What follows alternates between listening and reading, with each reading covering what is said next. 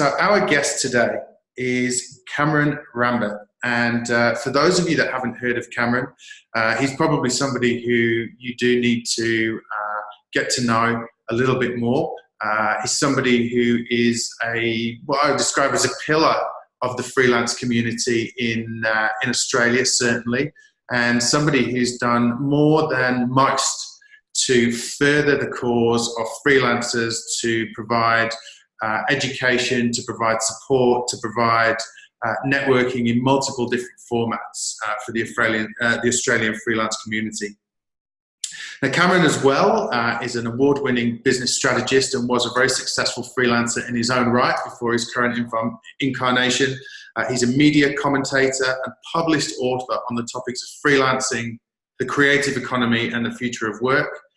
As if that's not enough, he's also the founder of the non-profit Freelance Australia, which is an organisation who has a mission to represent the collective interests of Australian freelancers, independent workers and contractors nationwide, and is a great resource for support, education and events like National Freelance Day, of which Rounded is very, very proud to be a sponsor. And you can see Cameron's pointing to the banner in the background. So enough for me.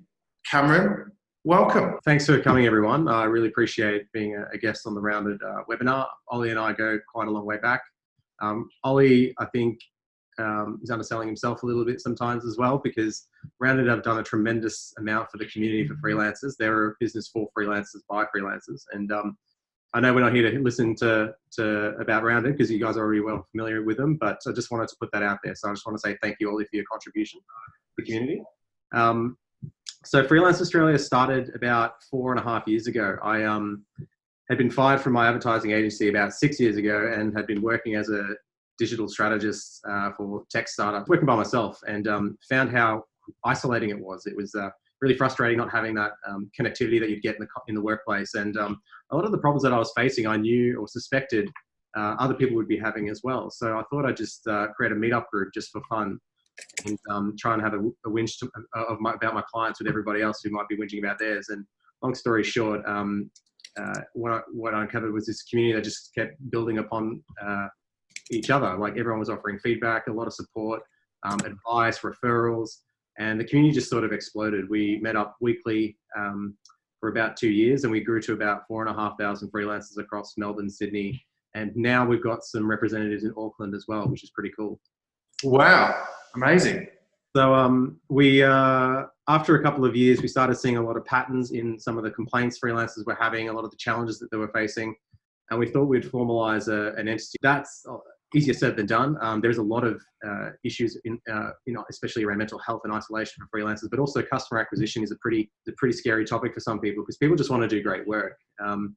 What I like about freelancers, as opposed to, say, the startup industry, and this is sort of why I've really put my energy in freelancers as opposed to the startup industry, which is where I was from and where my clients are from, is that, instead of trying to run around and be the next Zuckerberg like you get in the startup space, I'm sure you've seen, Ollie, the freelancers really just love their work and they love their craft. And to me, they're the modern craftsman in a way, or craftswoman. So I think giving them a platform and a voice, I think, is really important. So, 4.5 years on now since Freelance Australia formed, we've run National Freelance Day in multiple iterations. Every time I say, this is the last National Freelance Day I'll do, it ends up becoming the best one. So now people ask for a future one, and it was a sponsor of our most recent event as well. So thank you. But what we're finding is that freelancing is a significant movement at the moment. Traditionally, freelancing was typically reserved for, the creative types, where maybe that was the only way they could find work, or it was expected of that industry. But now it's becoming like a choice. It's a mode of work. People are proactively seeking out an independent lifestyle, and freelancing presents that. And what people don't recognize as well is more and more companies want to work with freelancers, because freelancers offer a flexible work arrangement, which in the future of work, with the technology running as fast and hard as it should, working with people on the cutting edge, which is what often freelancers are, is the easiest way to find talent. So it's a double-sided movement at the moment. Both organizations want to hire freelancers, and freelancers more people want to become freelancers. So it's a really exciting time. Great. So, well, that's a great introduction and a nice segue into the topic of conversation today, which is 0 to 10K in 80 days. And can you give us a bit of context around why you've created that piece of content and why it's helping freelancers to gain momentum and build momentum with their freelance business? Yeah, look, I'll be honest. I think the title's a bit cringeworthy, but I'm a marketer by trade, and I kind of know what might hit the right notes. So obviously now the challenge is to actually show promise in that. I mean, I've rebooted my freelance career multiple times. Like the first few times I started out, it was a lot of false starts, and each time I gave it a new crack, obviously I learned something. And by the time I did it most recently, which is about five years ago now, it didn't take me long. Approximately 3 months is what I aimed for to try and generate 10,000 in revenue, and I was able to hit it in 80 days. So, but from that, I was able to take all the multiple learnings and failures I had before that. For me, that's just, I think, a reasonable expectation if you come from a professional services background, or I came from an agency, for example. And I don't think it's unrealistic, honestly. Depending on where you are in the world as well, that those variables might change. But I wanted to create a program or a course which really got people out of their head and into the marketplace. Because one of the things that I found in our community is a lot of freelancers know they have an issue with finding clients, but they look at marketing as this massive, scary beast with 1,000 different avenues that they can go down. And the reality is that that's true. And I'm a marketer myself, and I'm still learning constantly. Like, there is no way I'll be able to master everything and anything. It's just too much. But from that, though, we're able to look at patterns in actually what made the best clients, and how those clients were actually attracted to from some of these freelancers. Sometimes it helps to go back to the old-fashioned way of doing things, face-to-face interaction, networking, and a lot of people, especially freelancers, which in our community especially are majority introverts. That could be a bit of a scary prospect. I'm an introvert myself. I don't act like it when I'm on a webinar, but I'm one of the shyest people you'll know, as Ollie can attest to. But I wanted to create the course so I could sort of help narrow the focus for a lot of people. So that's what it's all about. Yeah. Great. So, I mean, generally speaking then, I mean, you make the comment about so many things that you can do, but maybe not so many things that you should do. So would you say, is that one of the things that separates the top performing freelancers from perhaps those that struggle a bit more? Absolutely. But of course that can come with time. So sometimes freelancers kind of, they'll go about their way and only in reflection recognize that they made the right choices. So they have this ability to be flexible in the moment or the situation. So they're not too cagey about prices. They're quite flexible and adaptive, which is a bit of it's a bit interesting because a lot of freelancers really double down on their worth, but they confuse their market worth with what their personal worth is. And sometimes it can be hard to delineate that. And the better freelancers realize that it's not personal. If a customer can't afford their services, it's not saying that they're not worth that amount. But if a freelancer sees value in that customer for a multitude of other reasons, like I'll probably give it away later anyway, but let's say the value of that testimonial or having them as a long-term partner, or maybe they just get on well and the ease of doing business is really good. They'll look at all that into the broader consideration and actually adapt accordingly. But I guess finally, they're always active with their business development. It's more like they don't stop. I think that's the most important part. They don't lose momentum. They're going to networking events. They're volunteering for initiatives and communities. A lot of people volunteer for Freelance Australia, for example, and that helps them find community in other freelancers, but also referrals and other things. And they're just constantly being active and applying themselves. And I think that's probably the most important part. Yeah. Okay. So let's get to the one of the main questions and why people have tuned in today. What are typically the best ways to find clients and to get that pipeline of work moving? Yeah, so I sort of alluded to it before, but we polled our audiences back in 2017. Now, the type of profile of that demographic, I would argue, are probably new or aspiring or struggling freelancers. So like they might be hitting a bit of a flat line and maybe reconsidering going back to the workforce full time. But what we asked them was, what was their number one challenge? And their number one challenge said it was finding clients. What have typically been the ways you've been able to find any client at all? And, they said, did a bit of this, they did a bit of that. They went to a networking event, they put an ad up on Facebook, they sent out an email to a mailing list they probably shouldn't have acquired. But the better performing ones were basically things that require some kind of face-to-face interaction. And I thought that was quite interesting, because there's all these profits marketing guys out there saying, you should be investing a considerable amount of, energy and resources into this, new tool or Instagram, and, building all these likes. And I think that's good to a degree if you know what you're doing, you've got a strategy behind it, and you understand the theory and the marketing behind it. But really, at the end of the day, you just need to have an honest conversation with someone, and you need to be crystal clear in what you're offering and who you're solving that for. So things like volunteering, surprisingly, was a really interesting mechanism for people for finding work. I mean, obviously networking events is one of the most frequent ones. And I don't mean networking events for the sake of networking. I like to suggest to people that they should go to events they're interested in terms of the content, because what you'll often find is you go to the typical networking events, you get the career networker who's just there to share his business card around, and you get really optimistic, thinking, oh yes, you've been talking to me for 25 minutes and we're going to add each other on LinkedIn, and nothing happens. So if you go to events that you're drawn to and other people are drawn to, and that becomes like the baseline of your conversation, then you can start building rapport and opportunities that way. Essentially, I think the reason why face-to-face interactions work better than most is because it's a way to verify someone's credibility. Now, when you've got things like freelance marketplaces, which are still popular, I think that they serve a piece of value for some people.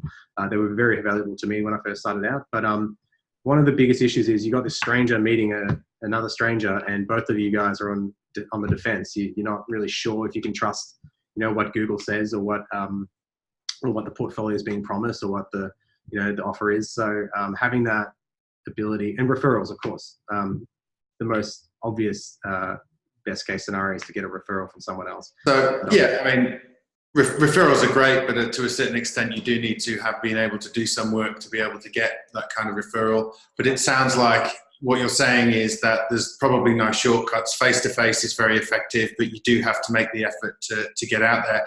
You also made a comment there about freelance marketplaces, and I know that certainly as part of your media commentary, you make a very large and definite distinction between the talent economy versus the gig economy, number one, and also amongst the freelance. And I'm interested in comments here in the chat if anybody has any experiences. But there's also a big question around, well, do freelance marketplaces add value, and are they a good place to find high quality work, or are they essentially just a race to the bottom in terms of rates, and are they in fact exploiting a large freelance independent workforce that is now global? Maybe talk a little bit about that. Well, the answer to all that is yes.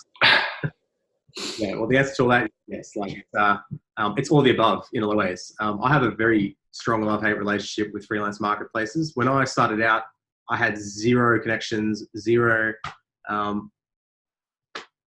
like idea of what I actually wanted to specialize in. And the freelance marketplaces basically presented an abundance of demand. And I think that's the most important thing to consider here. Like there's constantly people looking for stuff for people to do. And you can get caught up in a lot of things. You can get definitely caught up in the whole race to the bottom and pricing yourself below each other. And that becomes a never ending game that you can't win for a multitude of reasons. But if you do like learn to think critically, and you can start to like do some research on the prospects, in the background, you can start to build a bit of a picture around, okay, what's the motivation of this person? Is price the primary motivation? Well, maybe not, because they're from Melbourne, another Melbourneian to work with.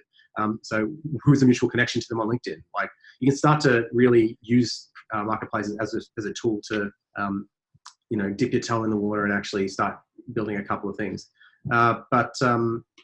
Sorry, you had a pretty long-winded question there. I'm trying to... Yeah, it was, but I think you've probably covered the most important points. The other thing that's of interest is we have to look at the technology that's available. And whilst you make a really good point about not discounting the sort of the more old-fashioned approaches to building a business and a presence, which is the face-to-face stuff, as we're demonstrating now with the use of webinar technology and broadcasting on social media, there are also some very effective tools to help with creating a presence, finding customers, marketing yourself, demonstrating your skills, and using your online presence as part of that.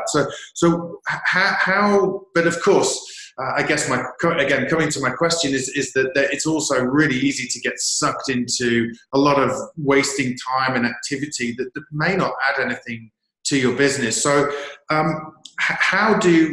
advice do you have about freelancers to navigate their way through the myriad of social media tools and technical tools that can be used as part of a business? Yeah, a lot of good points there, actually. So first of all, don't panic. As I said before, I'm a digital marketer by trade, and it makes my head spin to see how much stuff there is out there. So you just draw a line in the sand now and just accept that you're not going to master digital marketing unless you want to make that your career in and of itself.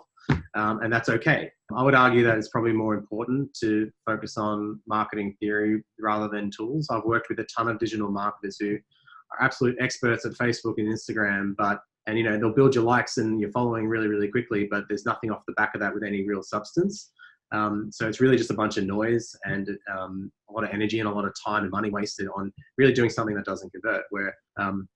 So if you're going to actually spend your time and energy learning something, I'd rather freelancers out there look at, okay, so how do I connect with my target audience? How do I show empathy with my customers?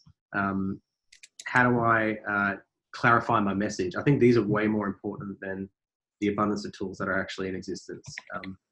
But yeah. Yeah, okay. And I guess for anybody out there, I'm just typing this into chat now.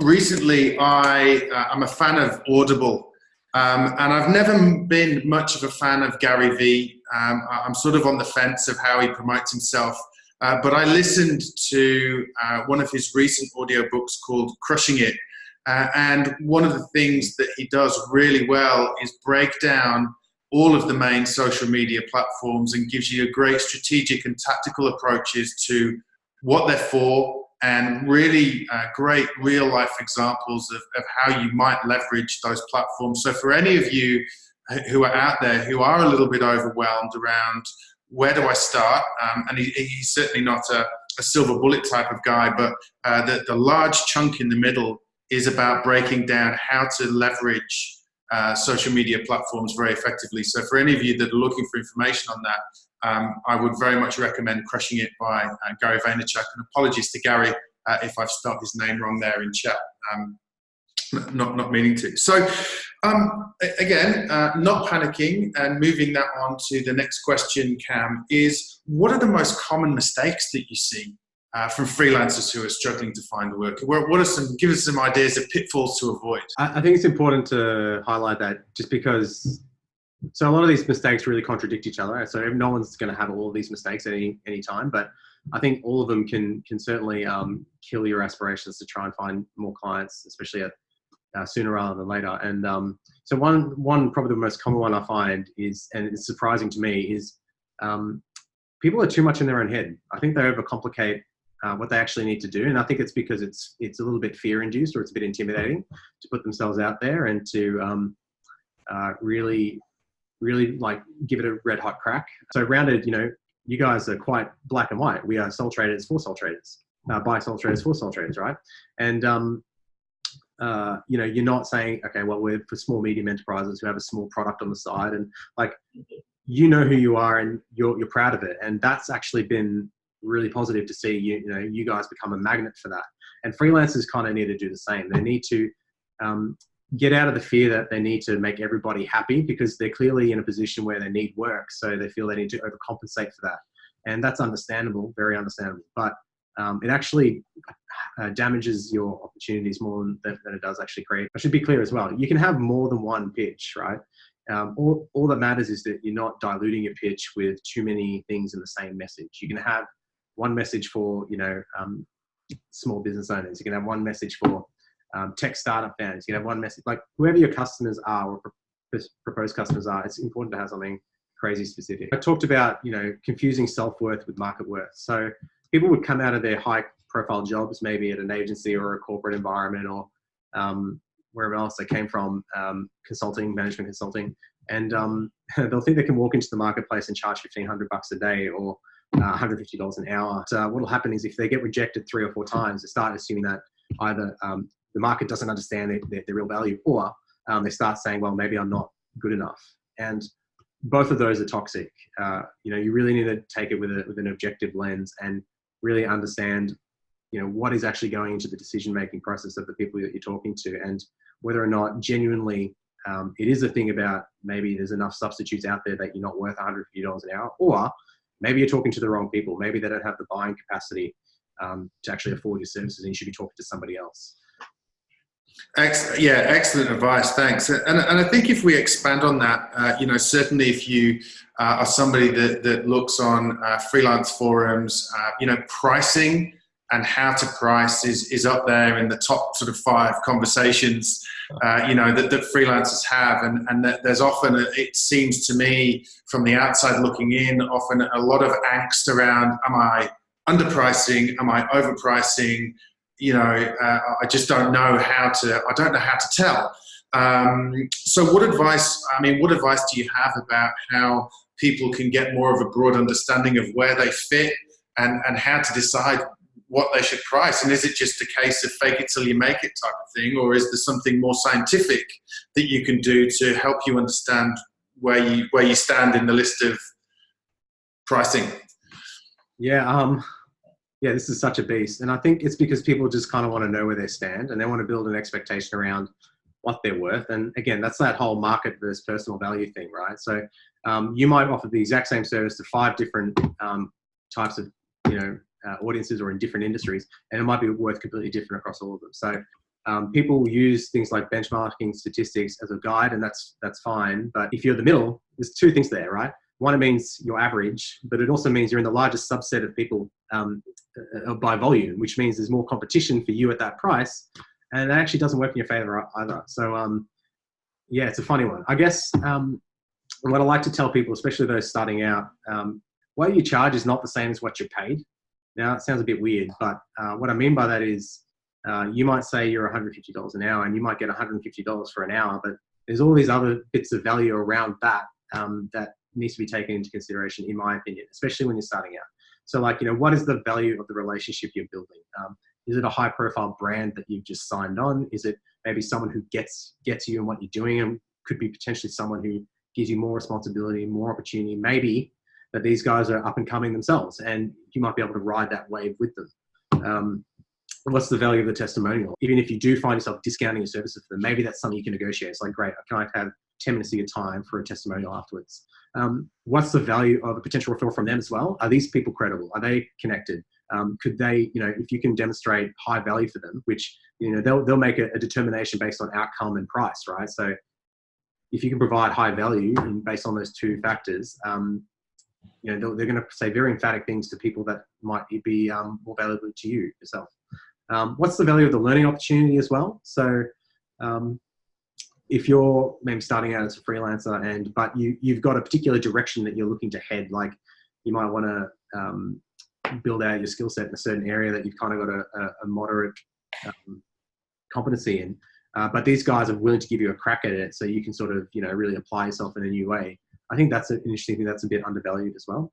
And of course, what are the value of the terms? Like, do they let you work remote? Do they let you work flexibly? I know I would rather take a 50% pay cut each week to work with people that I like and enjoy, and I feel, part of their mission, than opposed to the people who just pay me more and are on my ass all the time. So, so I guess, what you charge is not the same as what you're paid. So if you can consider what I call your deal makers and deal breakers are, which I talk about in the course, which is kind of like, your deal makers are the things that you can be flexible on and be adaptive to, and your deal breakers are things that you can't be flexible on. If you can know what they are ahead of time and get really articulate about that, I think that'll help. Yeah, awesome. And I think that's a really important thing that, for freelancers to remember that it is a 2-way thing, right? It's a relationship that you have with the client. It's not a master-servant type of thing, and that you as a freelancer have to be getting something out of that relationship to make it sustainable and mutually beneficial. Otherwise, it's not something that's going to have longevity. In every course that you do talk about traction being the number 1 important thing every freelancer should strive for. What does that mean? Can you expand on that a bit, please? Sure. Well, traction's a term pretty common in the startup space, and Ollie, you know this. I think traction, most importantly, is a way to create momentum. I think momentum creates options, and options is where most people in their kind of dry stage is what they need the most. And it's pretty unpopular contention, but I think there's three sort of reasons why people struggle to build traction. And I mentioned in different ways already before. Like, one, the offer is not clear, and because they try to serve everyone, as a result they serve no one. Two, they're focusing on the wrong audience. Maybe people they're targeting can't afford what they're buying. But of course, and this is probably the most unpopular opinion of all. So there's a lot of discussion about freelancers undervaluing themselves, and I think that's absolutely true for a lot of them. In my experience, women especially undervalue themselves, which is terrible. There are three people who overvalue themselves, and I don't think that's arrogance or naivety to a degree. Actually, it could be naivety, but I don't think it's an intentional thing. I don't think it's I think it's for the reason that they just don't have the broader context about what's actually out there. I mean, there's a ton of substitutes for a lot of services these days. And the only antidote to all of that is to get crazy specific about who you're serving and why. I mean, I'm going to keep beating this till the cows come home, but instead of telling me you're a graphic designer at a very nebulous level, tell me you're a graphic designer that works with Australian smart manufacturing companies looking to expand into Asia. That's crazy specific. But then go find 25 more of them, because what it does is it demonstrates your indispensability. And when you can show you're indispensable, that's when you can command whatever rate you want, to a degree, of course, but that's sort of the general principle. And that's a great point, actually, something that we covered in one of the first Freelance Legends webinars like this that we did with Ollie Jenkinson a few months ago, who talked about that personal branding and finding your why and being able to distill that message into something very clear and concise. So that's available on our YouTube and Vimeo channels. The first one is from Gabrielle. Hi, Gabrielle, long-time rounded user and client, somebody we know well. And she asked, do you think that it's better to move away from hourly rates altogether to a more value-based pricing on a project basis to be able to take all of these factors on board? So value versus time. What's your thoughts on that? Yes and yes, but so it's funny. In principle, absolutely. Wherever possible, if you can use value-based pricing, I think it's always better to do that. I think it's important that people understand that clients in their brain, they don't go towards value-based pricing for things like services. They think of time, and that's just a unit of metric that, unfortunately, despite my personal best efforts, and I know a lot of other people have tried to nut out of people, but it's really difficult to do that. So what I like to do is, when I have what I used to do when I used to have a proposal, I would put in all the deliverables and I would say how much it takes to complete that in time. And I'd do a bit of a range as well. So like, if I know a content strategy would typically take 15 to 20 hours, if I was to build it from scratch, I would put that 15 to 20 hours worth of time in there. But if I've, built that off a framework that I've been developing for the last 5 years, and I want to save myself 5 or 10 hours in the process, I'll still put 15 to 20 hours. If I am constantly overpaying for things or seemingly overpaying for things, I'll try and add value in so many other ways. Like, I'll take calls at awkward times of the day, or I'll give them more resources, or I'll actually be more proactive to try and, help that client out. I guess the important thing is, it's a bit of a balancing act. If you have exclusively value-based pricing and people want to know how much time that takes, it can be a bit of an awkward conversation. So I think you should just take it on a case-by-case basis. Yeah, I was going to say, that makes sense either. So, and I think you were talking before about it's okay to have more than one pitch, right? Yeah. So it may be that some of the work that you do is better to be done on an hourly rate. And it may be that some of the work that you do is more conducive to value-based pricing. So I think that if you're comfortable with both of those approaches, it allows you to be flexible in terms of making sure that you can, make sure that it comes back to charging your worth, right? Unfortunately, services don't scale very well. So if you can find a way to package up your services as a product and then give that a price, and then people are subscribing to a product from you, doesn't matter if it takes you 1 or 20 hours, they understand the parameters, they understand the deliverables and the outcomes. And, in their brain, they can kind of go, okay, so I can put that amount of value towards that outcome, and, I can move on to the next one. So. Cool. All right. So we're going to go to the Facebook live feed now, and a question from Gerson, who asks, do you have any book recommendations that would help refine my message? That's a very good question. I'm actually writing one right now. I've been writing it for, unfortunately, like 3 years. Classic author imposter syndrome. Yeah, I think a lot of what Seth Godin does is exceptional. He can be a bit of a weird palette sometimes for some people. Like he uses a lot of euphemisms and metaphors that I simply don't understand because I'm not. He has a lot of Jewish metaphors. He also has a lot of American, context as well, and I just can't relate. But I think for the most part, he understands marketing better for services, especially freelancers, better than anyone that I've ever come across. And check out his stuff. He has an exceptional course on freelancing, which I'm sure Ollie can share at some point. But so his stuff is great. Great, Gerson. So Seth Godin, I'll try and find some links to Amazon, and I can pop those into the Facebook live feed when we're done. Now, on to another question from the room, from Liam, and he asks, Cameron, do you have any advice on finding and working with international clients? I'm based in Sydney, but I'd love to grow my client base to other countries, as I've noticed sometimes there are bigger budgets and more opportunities. Yeah, so that really depends on what you do in what industry and a whole bunch of different variables. I mean, you say they've got bigger budgets, and I'm trying to think of an example. So I've worked with clients in San Francisco and Prague, and I've worked with Twitter overseas as well through an agency based in Europe, ironically enough. And you're right, these companies that I had worked with did have bigger budgets, but I don't think it's because they were international. I think it was because, I don't know, they couldn't find the talent that they were looking for immediately in front of them, and I somehow, at the price point that I had, seemed to float past them at the right time.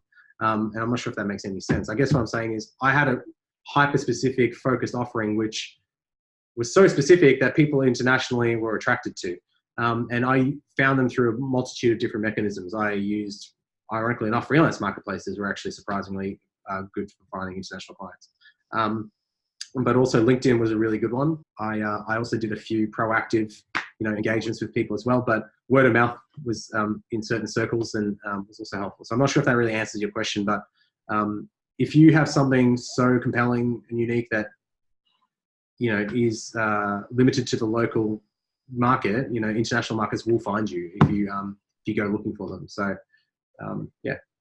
Cool. Hope that helps, Liam. And I think this may be the last question. We are coming up to 1:45. So we will be finishing shortly. And this is from Shane. And again, this is a great question. I find things in my field are constantly changing, such as life. How is it best to quote on something you've never done before when you don't know the time it would take?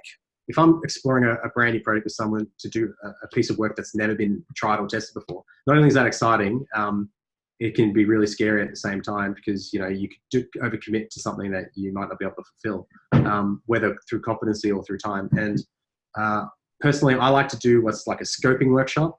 So I'll charge them a fixed amount for 3 to 4 hours of my time to actually understand what we're going to do, in detail.